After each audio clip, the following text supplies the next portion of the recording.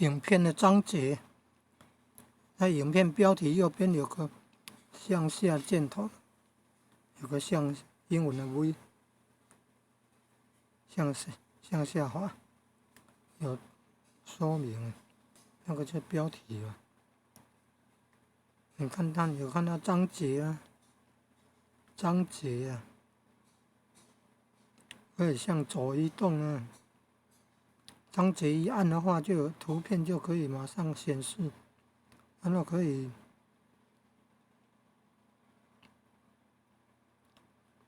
还有字幕记录呢，还有字幕记录可以善用，字幕记录也可以善用啊。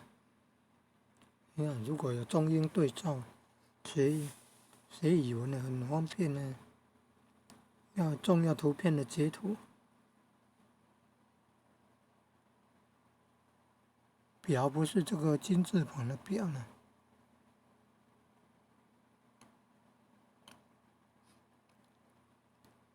不是很准呢。影片截图啊，就很方便了。